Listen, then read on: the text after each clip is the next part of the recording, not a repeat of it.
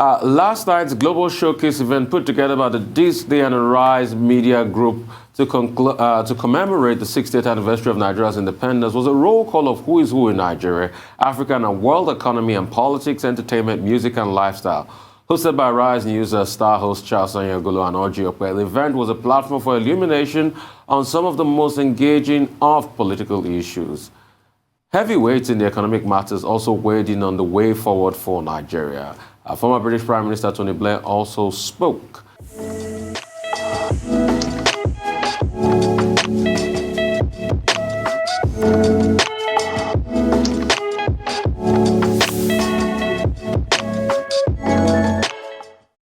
"60 years ago today, Nigerians at home and abroad, with fanfare, celebrated the birth of an independent country with so much hope and expectations. Today is a very unique privilege for me as President of Nigeria, and indeed for all of us to recommit ourselves to this great country. 15 years before the attainment of our nation's independence, our founding fathers from across the country engaged one another, often with fierce opposition, in the spirit of paving the way for a better country. While those robust debates leading to Nigeria's independence underscored our nation's diversities, they nonetheless also offered huge opportunities and potentials for Nigeria's emergence as a truly great country that would be the engine room of stability, development, and growth of Africa, and indeed be the standard bearer of black people globally. We must salute the courage and painstaking efforts of our founding fathers to bequeath to us such a country of great promises. We also pay tribute to all those who, in search of a better Nigeria, paid supreme sacrifices with their lives. A diamond age in the life of an individual, just as in a country, is by no means a small achievement. The vagaries of life's journey are often fraught with grave dangers, necessitating the imperativeness of consistent innovations and creativity to enable us manage our individual and national destinies in many ways that maximize the collective benefits of our common humanity. The journey of our country in the last 6 decades has not been without daunting challenges, culminating in the 30-month civil war. Our politics and our collective inability to rise above several of our fault lines have been critical and fundamental to Nigeria's imperfect journey in the last 60 years.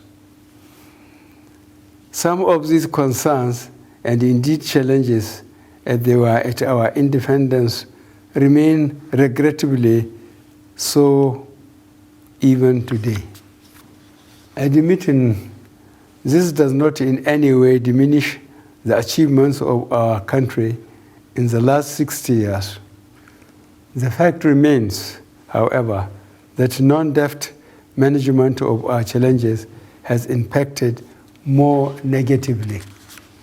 As we celebrate this diamond age today, we must never lose sight of the untraveled route to Nigeria's manifest destiny. We owe this to millions of our people who have continued to invest hopes and huge expectations in their leaders and national elites. We also owe this to Africa and the black race to enhance the dignity and self-esteem of the black people throughout the world. Since my assumption of office as president of this country nearly 5.5 years ago, our administration has tried to place its hands on some of our national challenges, namely security, rejigging of our economy, through diversification and taming the cancer that pervasive corruption in our national life has become. While we won on several fronts, it is work in progress in several other areas. As a government, we shall recommit ourselves in order to reset our pathways for a new Nigeria. Attainment of this would undoubtedly require the commitment and collaboration of our countrymen and women to remain resolute in their beliefs for that new Nigeria that assures of our greatness together and not as smaller units.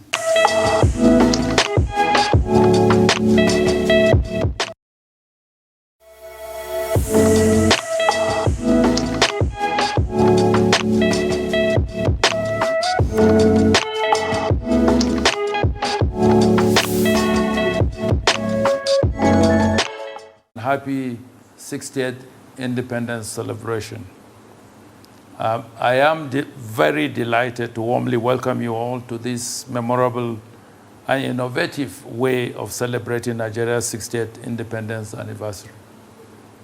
That we are commemorating our independence anniversary through a digital medium is a stark reminder of the times we are in, brought to all humanity by the COVID-19 pandemic.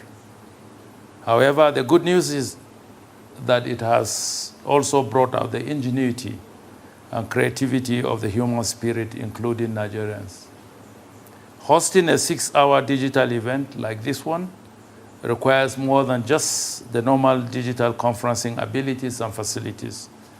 I therefore commend this day Arise team, and in particular the Don Chief Nduka of Beagwana, for this feat. As you are all aware, the theme for Nigeria's 60th independence anniversary is Together. And I'm happy to note that this day Arise channels have brought together a good deal of the best and altruistic minds in Nigeria and our friends from Africa. The choice of the team Together is underscored by the fact that all Nigerians agree that Nigeria can be better, but differ on how to achieve the improvements that will take the country to its prime position. Therefore, it is necessary that majority of Nigerians agree together on the basic minimum that will help us attain greatness we crave for. This event presents an opportunity for us to listen to a good number of statements from great Nigerians and friends of Nigeria. I am sure that these statements will further enrich our efforts and redefine strategies the government can employ in making the country great again. I am also comforted by the fact that Nigeria has witnessed a good number of progressive years. We've had free education, free medical care, good roads, and peaceful living in a secured environment. We can get back to those same days again by recreating what we were able to do then. Our getting back to those days and even getting better than them depends largely on how we imbibe the collegial spirit of Together. In the days when we achieved great feats, we had a collective spirit of thinking as one people. It is the collapse of living individually for the collective and living collectively for the individual that has largely been responsible for our present state. The support of individuals, the private sector, community and religious groups, traditional rulers, and indeed all Nigerians will be required to achieve whatever we want. I therefore want to use this opportunity to call on all Nigerians, especially the influencers participating in this virtual celebration, to harness their networks in galvanizing Nigerians to work together, live together, grow together, and be better together. I look forward to listening to some of the beautiful renditions by some of our gifts to the musical world that we'll be performing today. Once more, I thank the organizers for this opportunity. Long live Nigeria. God bless us all. God bless the Federal Republic of Nigeria, and happy 60th Independence Anniversary.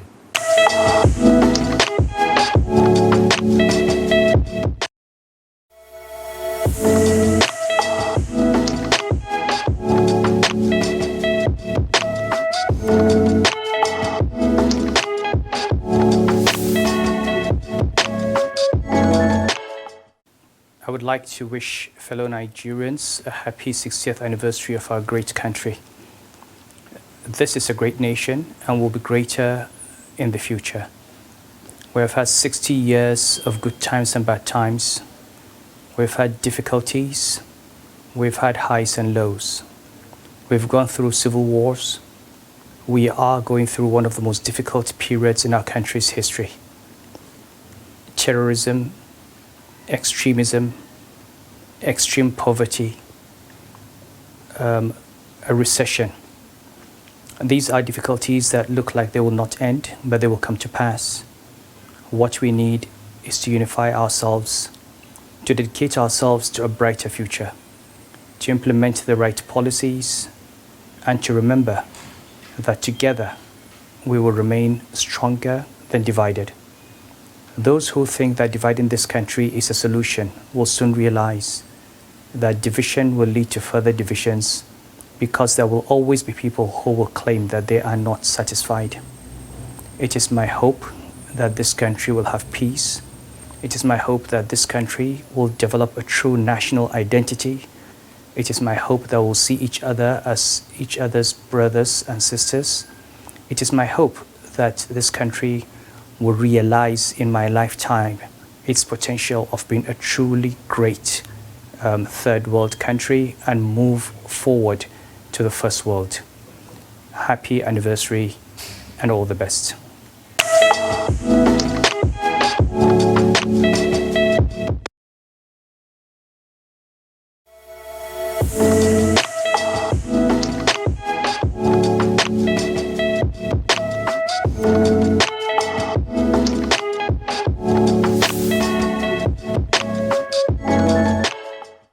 Independent Nigeria and I were born the same year, that's 60 years ago. Like twins, our wishes and desires are just identical. Desires to thrive, desires to excel, desires to shine, desires to bring honor. Now, my twin, the independent Nigeria, is of course more complex. It's made up of over 370 tribes. And what a diverse nation that is. A nation in which our diversity must be our strength. A nation destined for greatness.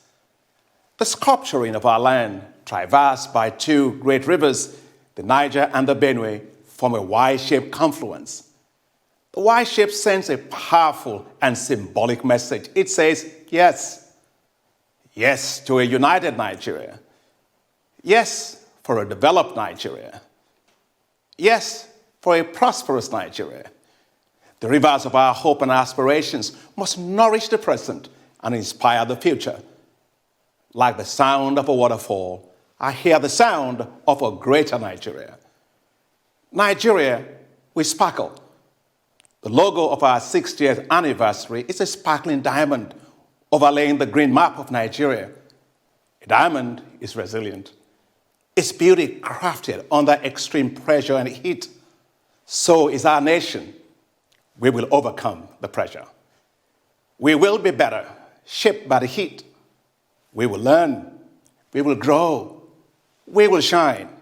Now, don't count Nigeria out.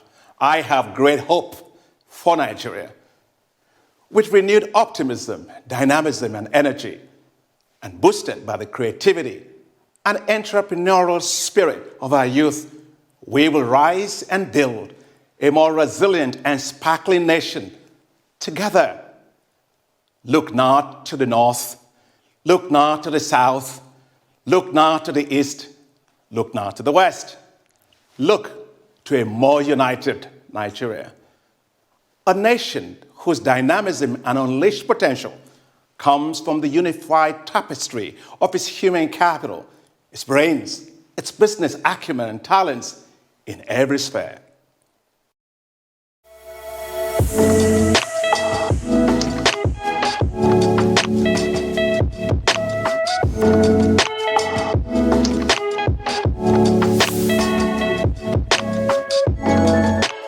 Happy birthday, Nigeria. It's 60 years old. And in a headline, Nigeria and Nigerians can be very proud. I mean, Nigeria is a strong, independent country, largest economy in Africa, largest population in Africa.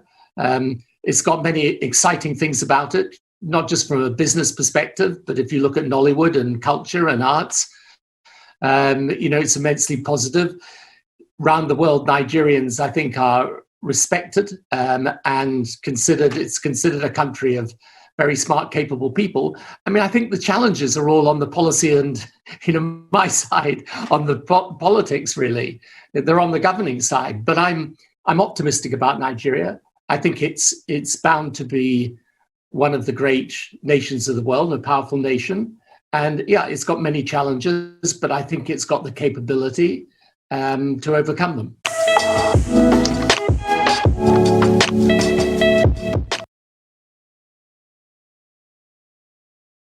All right, Dr. Bati, you heard all the goodwill messages there, things said about Nigeria yesterday. You catch the event yesterday. I mean, what's your take on all of this? Well, first, let me commend the This Day and Rise group for putting that event together on an international platform to celebrate Nigeria. That in itself is an indication of the role that the media can play in projecting the country, in aligning with government objectives. Oftentimes, we're told that the media is adversarial, that the media is anti-Nigeria, by people who really do not understand the role of the media in development and how the media can help the country to pursue its own objectives. So we saw yesterday an example of a platform, a media platform being provided for the projection of Nigeria in a positive sense. But despite that, of course, we got a lot out of that medley of speeches, statements, music, and also fashion show, an indication, of the Nigerian experience over the last 60 years and the potential and the richness and the resourcefulness and the achievement of Nigeria, both as a nation and also as a country. Now, if you look at some of the speeches that were made yesterday, there are things we can take away. Issues about challenges. I think the various speakers spoke about the challenges that Nigeria has had to face. But the dominant message was one of hope and optimism from Nasir Rufai to Kayode Fayemi, the governor of Ekiti State, to Ngozi Okonjo-Iweala, to the president himself. And I was very glad that the president didn't further, spoil the waters yesterday evening in that program by making controversial statements. He didn't make controversial statements. He stayed with the theme of togetherness, how together we can move this country forward. Earlier in the morning at 7 a.m., I had complained on the program yesterday that there were certain irrelevant portions of his speech in the morning. If I had the opportunity to edit that speech, there were parts of it that I considered superfluous, supernumerarious, unnecessary, that I will have taken out from paragraph 26 and to paragraph 41 to 48. And if you see the reactions to the president's speech in the morning, you will see that many Nigerians also feel the same way. There are certain things that a leader doesn't need to say, but I think there was a failure of due diligence. But in his presentation at the This Day Arise News Group event, he stayed on course. And, he again focused on the theme of togetherness. And I don't think anybody can disagree with that. And many other speakers also follow the lead of the president. Akinwumi Adesina, Samad Ishaku Rabiu, Mohammed Sanusi II, former emir of Kano. They all talked about the need for unity. There was strong emphasis on hope. And all the business people that spoke there, Jimovia, Dangote, they all have this hope that Nigeria will end up as a better country. So taken together, the whole event, I think, is motivational, it's inspirational, it's a way, it's a platform where business leaders, political leaders, and even the international community, even former Prime Minister Tony Blair was also talking about Nigeria having the potential to be a greater country. He said he's very optimistic about the future of Nigeria. Now, all of those messages, what do they mean for us? It means that, look, as Nigerians, we shouldn't give up. All the people who spoke there, these are the people who have been at the commanding heights of the economy, of politics, superstars of Nigeria, great ambassadors of Nigeria on the international stage, like Amina Mohammed, who also spoke, like Akinwumi Adesina of the Development Bank, African Development Bank, like Ngozi Okonjo-Iweala, who we hope will end up as WTO Director General. You could see that they all have great hopes, great level of optimism about the future of Nigeria. At the end of the day, I think all of that is relevant to ordinary people like us who are at home here, who are struggling with the issues of existence in Nigeria, whether it's electricity or transportation. But, like the rest of them, I think I also have great hopes that this country would resolve its various challenges, or what the president calls the artificially constructed fault lines. I don't agree with his point about artificiality. Those fault lines are real. So the challenge going forward in the next 60 years is how to address those fault lines. But for now, we remain proudly Nigerian. And you can see I'm wearing green again this morning, just to prove that I'm proudly Nigerian. Again and again. We are on this matter. Again and again. Still on the matter. We are on this matter. Still on this matter. All right, Dr. Matevi, you said it all there this morning. That's all the news headline. We'll take a short break now. When we return, we'll have the trio of Roto, Sparkle, and Aaron to give us updates on African global business and COVID-19. Stay with us.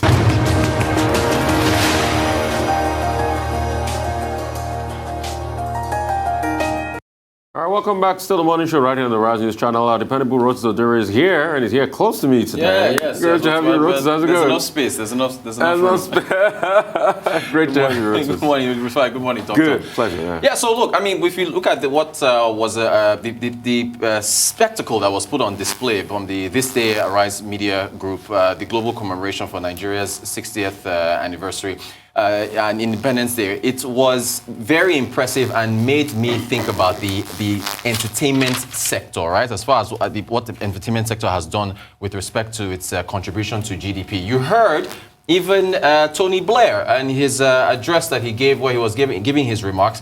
He mentioned Nollywood, and he mentioned culture and arts of Nigeria. Looking at D'banj, with the performance from D'banj yesterday, also Burna Boy, Tiwa Savage. There is so much potential with respect to our arts and entertainment sector and the foreign exchange that it can bring in, but it needs a lot of support with respect to infrastructure. If you take a look at the second quarter GDP figures, if you look at arts, entertainment, and recreation, it contracted. So it contracted by 8.93% in Q2 2020. But if you look at the first quarter of 2019, it expanded by 7.1%, which is way above the 2.2 or the 2.6, 2.7 GDP growth of population. So the thing is here, and even if you include the celebrations that we saw at Eagle Square yesterday, I mean, the dancers, the culture on display, the choreography, a lot of this has to be supported. The former Minister of Communication and Technology, Mobola Johnson, was on the Global Business Report yesterday talking about technology over the last 60 years and where it can take us further. She also mentioned the need for infrastructure. Where is Nigeria's O2 arena, right? Now, I say all this within the context of COVID-19, where, of course, we can't be having large gatherings and so on and so forth. But with what Nigeria was able to put on display here from the This Day and Arise Media Group, there has to be a push, for entertainment to be able to bring in a lot of revenue for the country, because we frankly have some of the biggest stars in the globe. I remember when it was reported not long ago that I think Burna Boy's latest album has gone silver, I think, in the UK. One of the first artists that achieved that as far as the digital streaming is concerned and the number of streams that he achieved. So if you look at what Nigerian entertainers are doing across the world, this has to be funneled back to the country. So very, very impressive stuff with respect to the commemoration that was put together by This Day and Arise Media Group. Next up, the business coalition. Is put together a business coalition that has members including Health Plus, including Waka Now, including I believe Com World Entertainment, which is a cinema house. They've come together to say that the federal government should restrict the ownership, the ability for foreign investments to have ownership stakes in the Nigerian companies that they put funds into. This, of course, is coming as a result of the fallout between Health Plus and the private equity firm that gave them funds in 2018, and then there's been a power struggle at the top with Mrs. Bukky George. So they had a media, they're calling themselves the Business Founder Coalition, and the owners of these companies that are being on display here. So, for example, Obinna Ikezi and Ralph Tamuno are the founders of Waka Now. Deji Akinjano, of course, is the founder of Chicken Republic. Kene Mparu is the founder of Comworld. They're saying that the federal government should essentially limit the amount of ownership that private equity firms or other foreign firms can have in Nigerian companies when they invest in them. I don't know if the federal government is even going to respond to that, because this is a normal process of deal making. If you're going to put in funds into a company, in exchange for the funds you put in, what happened when they were signing the deal? Exactly, you're going to get ownership. Mrs. Bukky George of Health Plus, she even said that there should be some kind of regulation for private equity firms. I don't know how far that's going to go. Finally, this is an African business news, but I'm sorry, it's breaking everywhere. Everybody's talking about it. If you look at this series of tweets from Trump getting COVID, Hope Hicks is his top aide. He, of course, put out a tweet saying that she had contracted the virus, and him and the First Lady Melania were going to go into isolation, quarantine. And then next up, he then admitted in his next tweet that they had it, and then they would get through this together. But this is very interesting. I want folks to take a look. This is contract tracing in being exemplified. NBC put together this chart of the people who have recently traveled with Hope Hicks. Just to show you how far this goes. Number 6. Mark Meadows. Mark Meadows is the chief of staff of the White House. He has recently been in contact with Corey Barrett. Corey Barrett is Trump's Supreme Court nomination. So now, essentially, they're saying that, look, because of the recent contact he's had with her, she might have to get tested. All the people that she has been... The White House, essentially, is now pretty much... It could be a COVID-19 test center. I even want to ask a quick question. Yeah. President Trump went out for a debate with Biden a couple of days ago. Right. Are you sure they didn't have any? Well, they didn't come into contact. So there was no contact at all. Okay, so they were distance. Okay. Yes, of course. There will be more than enough time to comment on Donald Trump. I'm sure Ifeanyi will come up with it. Everyone. I suspect. It's a huge story even today. Michael Wilson will come up with it. But quick, let's start with your reference to the entertainment segment of the program that was held yesterday by the This Day Group and Arise Group. I think the inclusion of the entertainment sector and also the fashion sector was a very wise decision. It provided an opportunity again to advertise, to project the creativity, the talent, the entrepreneurship of Nigerians within the cultural space. Now, you made a point about potential. No, I don't think we should still be talking about the potential of the creative industry. It's the achievement that we should be talking about right now. Because if you look at some of the artists that you mentioned, Burna Boy is already an international global assets. Right. I mean, he has won awards. He has been on the short list for the Grammy. He's been everywhere. Yes. He sold out at the O2 Arena, the same with Wizkid.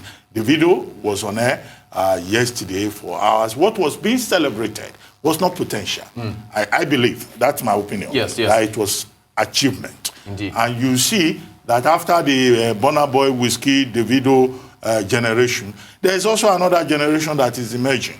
Fireboy, Rema, so it was good to advertise them. Yes. But you raised a point about government's responsibility.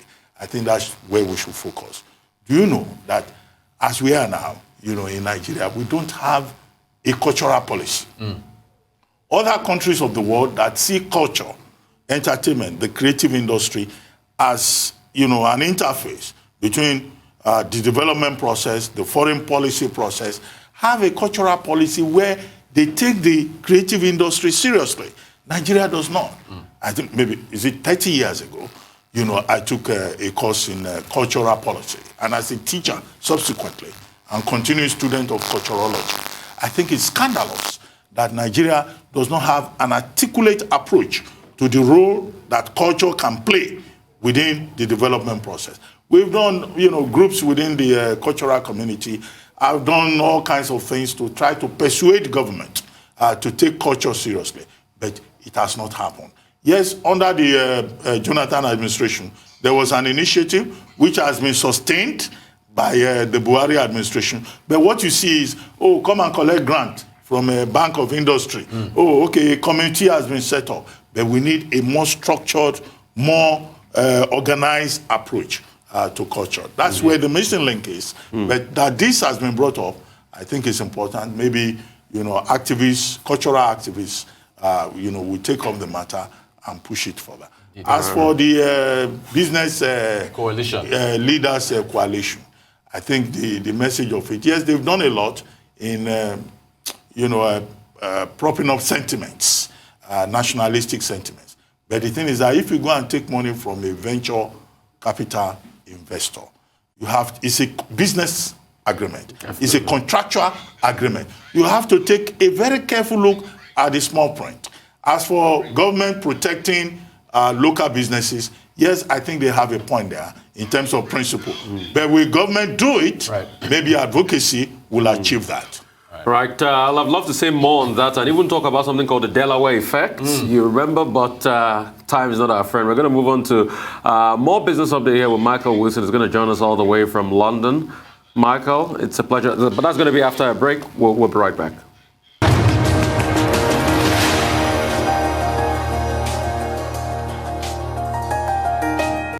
All right, welcome back to the morning show right here on the Rise News channel. We're moving on now to business update. Michael Wilson joins us now from London. Great to have you, Michael.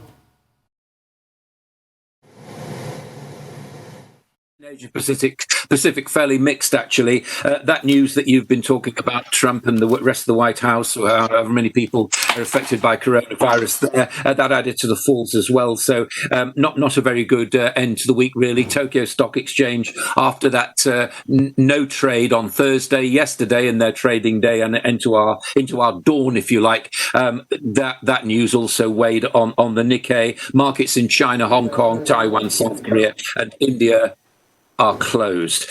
Recent pullback in oil prices as well, which I'll come on to. Stocks in Wall Street closed higher. Now, a deal, it's still remaining elusive, this stimulus deal in the United States, but it looks as though there's been another day of discussions between the Treasury Secretary, Steve Mnuchin, and the House Speaker, Nancy Pelosi. Between them, or rather the Democrats proposed a $2.2 trillion package, but it couldn't actually break the deadlock either. And if this stimulus package doesn't happen fairly soon, you've got the likes of the Fed, whom we shouldn't disregard, sitting on the sidelines and saying that this could stunt recovery there.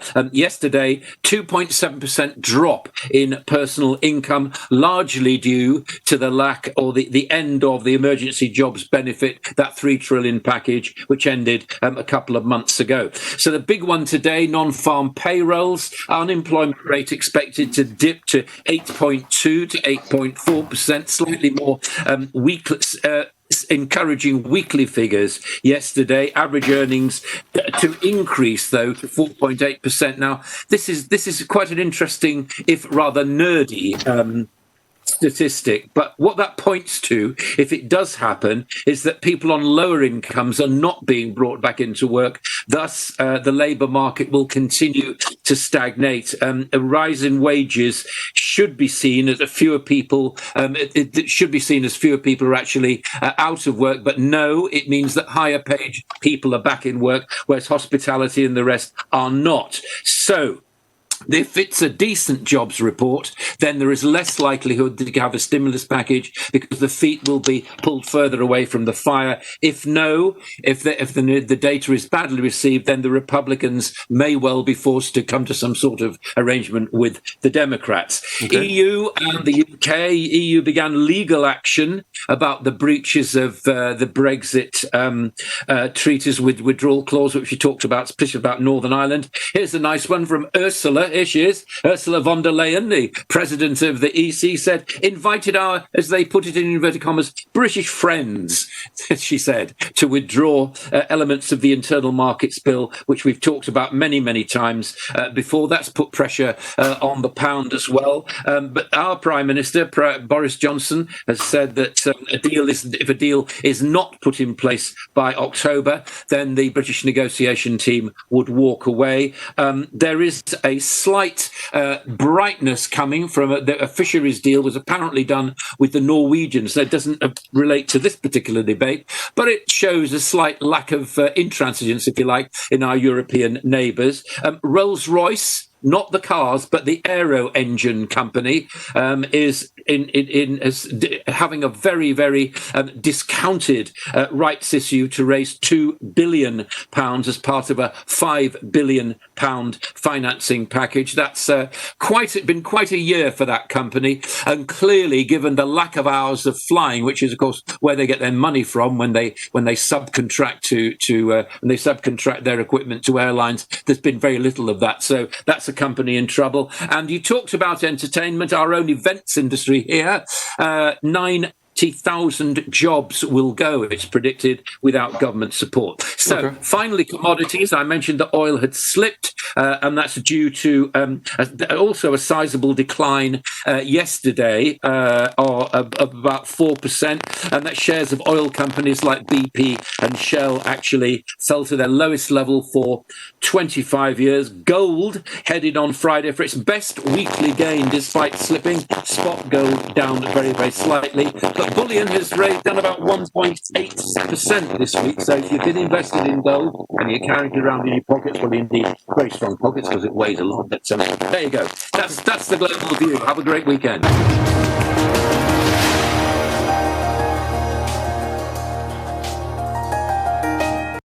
Right, for updates on COVID-19 pandemic, Aaron Akirjala, I'm sure the big story is Trump's finally got COVID. Yeah, good morning to you, Rufai. Good morning to you, Doctor. And let's actually just take you through the run of events leading up to this particular one. And that has been the fact that, of course, it's been coming in the last hours leading up to this particular announcement, that the tweet that was actually put out by President Donald Trump in terms of this confirmation of his status of COVID-19. And the point has been this: the woman that has been in the center of controversy about this particular tweet has been Hope Hicks. We've been speaking about Hope Hicks, but now this is it here.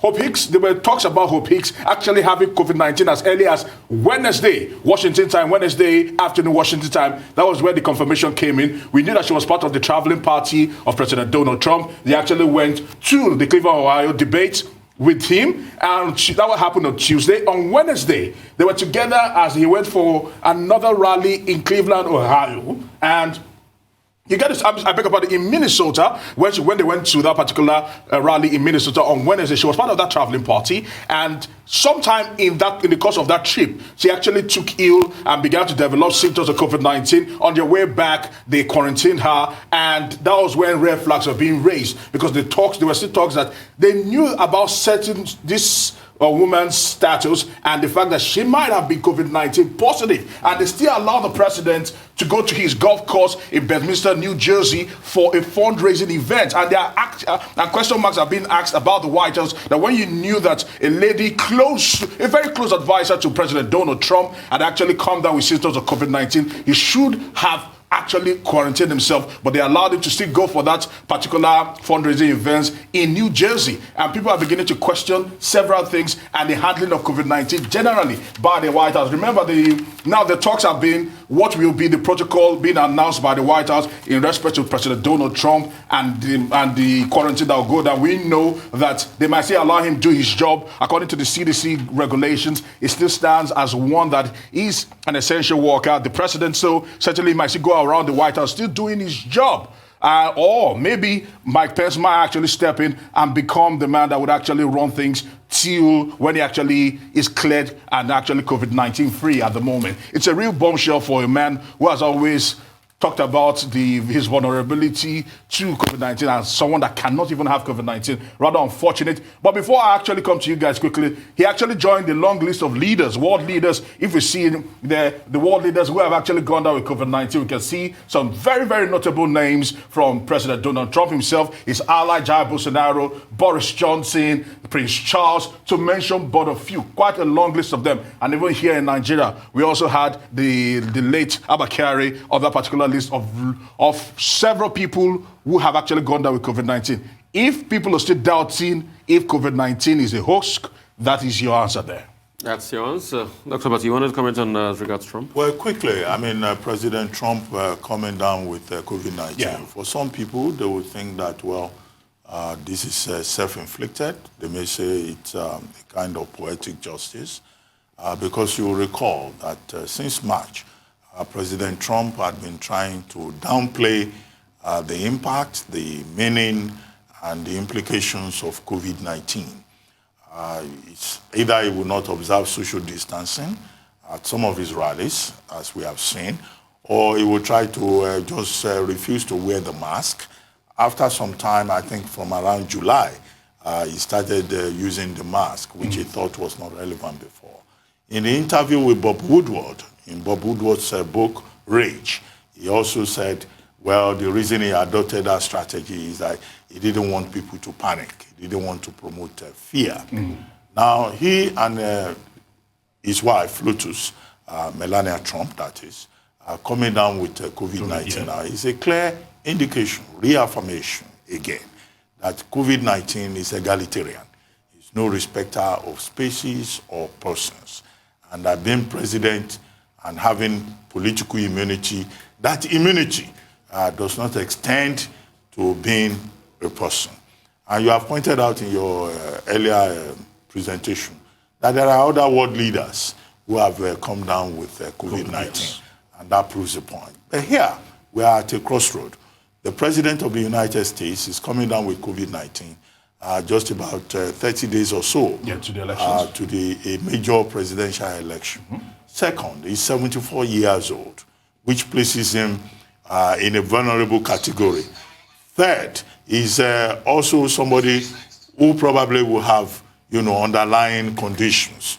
So there are social, economic, and political implications of this new development. Breaking news, as people tagged it this morning. The social implication, of course, is that people will see clearly that COVID-19 can also affect people at the top, the people who make the decisions. And also it can affect the election one way or the other. Because people will say, well, will it pull through at 74? Other world leaders did not die. The president of Honduras did not die. Yeah. Boris Johnson did not die. There are world leaders. Johnson was touch and go. But he survived it. He survived it. So there are persons who pull through. So will he also be able to pull through? Illness in the White House has always been a major issue.